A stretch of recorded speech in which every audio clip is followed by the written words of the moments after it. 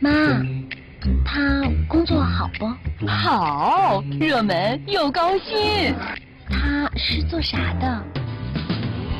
厨师，新东方厨师。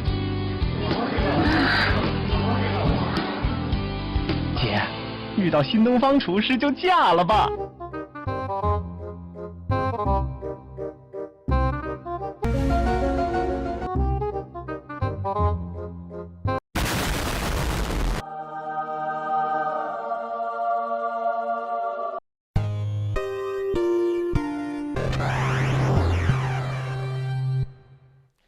尊敬的面粉们好，今天你们受刺激了吗？哎呀，我的天呀！今天加密货币的盘面真的是非常的激情呀！你们来看图，比特币、以太坊直接一根大针插过了跌破位，并且呢毫不回头。比特币从2万多直接插到了18000，以太坊从1100直接插到了900块钱。妈呀，太恐怖了！这个走势看起来很不同寻常，是不是？但是面具人，我告诉你们，这是正常的。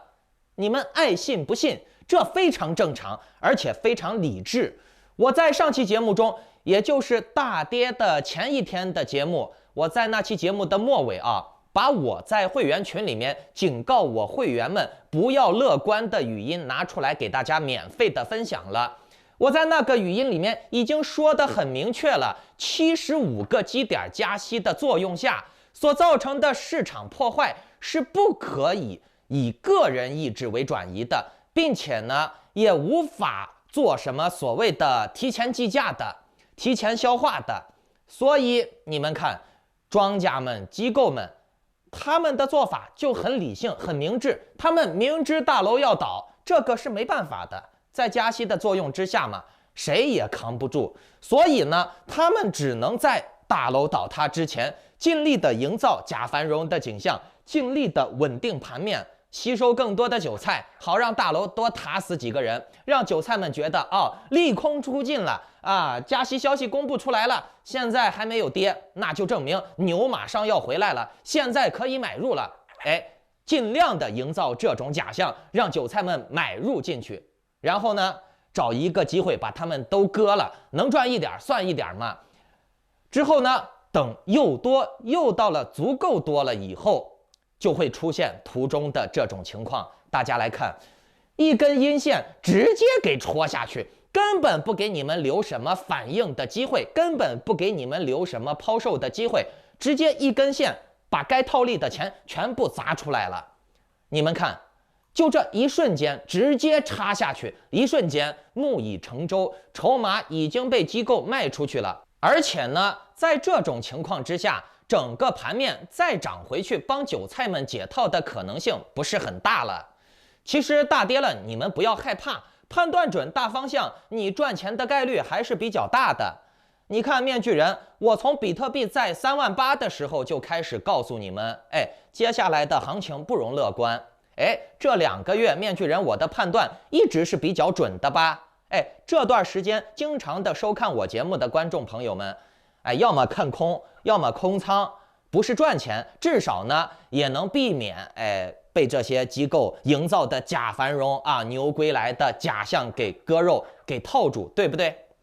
最近这段时间，面具人很多的群友呀，包括我自己啊，有一个深刻的感受，那就是在这种行情不好的情况下，空仓一身轻，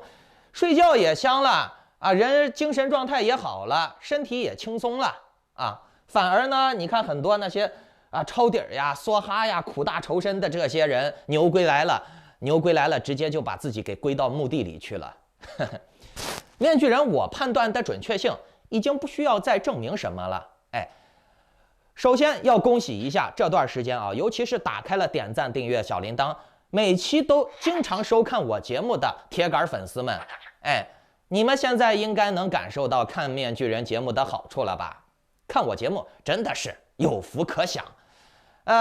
至于有些新观众朋友们啊，不知道接下来该怎么办，来，各位，你们仔细听好了，我给你们说接下来该怎么办。等一下，节目开始之前呢，请检查一下你们是否打开了屏幕下方的点赞、订阅、小铃铛，否则呢，错过了面具人的财经讯息，政治风险预警而导致你没赚到钱，或者是没有跟着我，判断准市场行情，跟上节奏，或者又是被那些恶性的政策给割韭菜了，那可不能怪我啊。反正我都是提前帮你们预判好了。而且呢，以后呀，我会在每期节目中间随机说一个数字给你们发钱，你们听到了这个数字，在留言区回复这个数字和你的狐狸钱包地址，我就会从答对的人当中抽取1名，直接给你转账奖钱。那为了公平起见啊，你们的留言我暂时隐藏，3天之后我会显示出来。那顺便把今天的这个节目转发分享到3个平台以上，截图发送到我的邮箱，就可以参与抽取这个月的 NFT 大奖了。这些可都是能交易、能上 OpenSea 的真金白银哦。好，我们来说正题啊，先来说一个大新闻吧，那就是大名鼎鼎的大机构呀，咱们华人币圈中人人传颂的三箭资本。三箭资本今天呢，在借贷平台被清算的额度已经达到了4亿美元了啊！听到这儿，是不是有很多人就觉得啊，三箭资本要完蛋了？不，其实不然啊！大家来看这张图，各位看到了没有？三箭资本投资了大大小小的有这么多的项目，其实这些项目说难听一点啊，都是问三箭借过钱的啊。再说难听一点，你可以把他们当为三箭的存钱罐、背锅侠。我之前的节目已经给大家说过了，多头借贷放大贷的知识点啊。三箭把钱从资方拿出来，然后呢，再把钱借给投资给这些项目，借给这些项目的钱，它就已经是放大贷了。比如说，我三箭借来的成本是1块钱。那么我放贷给这些项目方的成本就会变成1.5块或者2块钱。如果说三箭现在要被清算，那么从三箭借钱的这些项目方，他们就更要被清算了。这一正一负啊，三箭几乎是不受损，甚至还有的赚的，因为他借来的是1块钱，他放给这些项目方就成了1.5块甚至2块啊，里面有很多这个高利贷条款，或者是分红条款，或者是割韭菜的条款，或者是控他们的币、控他们的股、控他们的客户数据的条款啊，这里面我就不细说了。总之呢，借钱的一方是肯定会提前的考虑好所有风险的，明白了吧？哦，对了，还有一个问题就是，那三箭被清算了，三箭就会清算这些项目方，那这些项目方被清算了以后，这些项目方的钱是从哪儿来的呢？从哪儿来？当然是从他们这些散户，还有你们这些投资者的身上来呀。所以呢，不管是项目方，还是机构、资本，还是媒体啊，他们都是统一口径，他们都会在大跌加息了，明显是扛不住的这之前，尽力的买新闻呀、请水军呀、带节奏呀，或者是收买我们这些博主呀，给你们洗脑，说利空出尽了，牛要归来了，牛归来了，利空出尽，赶紧买，赶紧抄底儿，尽量的多吸收韭菜。诸位，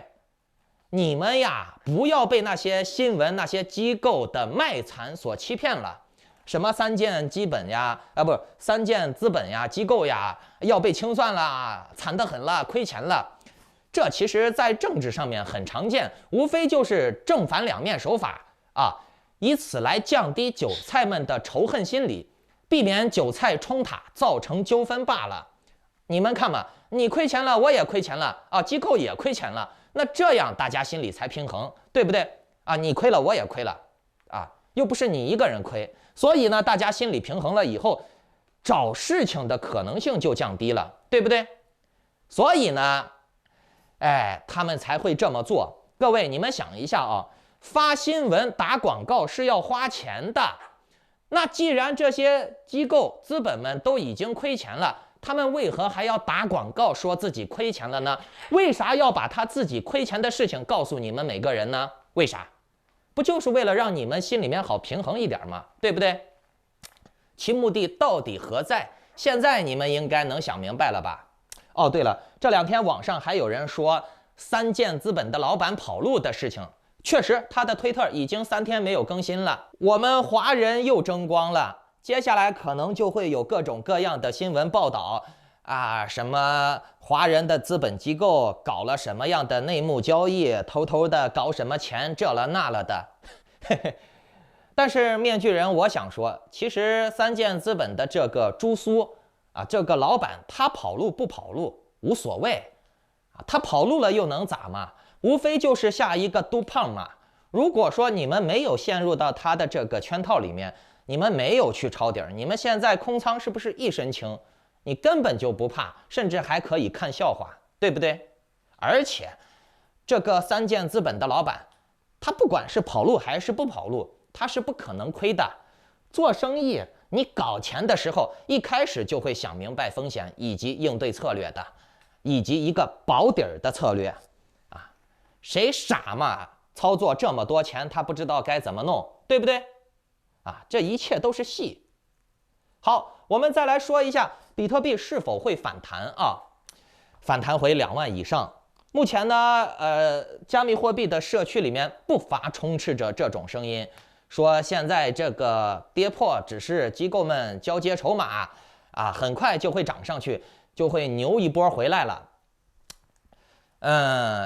到底会不会牛回去其实我们可以来看图。从这个阴线一根针插下去了以后的几个小时的市场走势，我们就能看出来端倪。在以往，大家回想一下是不是比特币、以太坊跌破了关键整数位的时候，一般都会立刻出现比较强力的反弹？大家只要抓住这种机会，抓进去就能赚几个点儿，对不对？但是这一次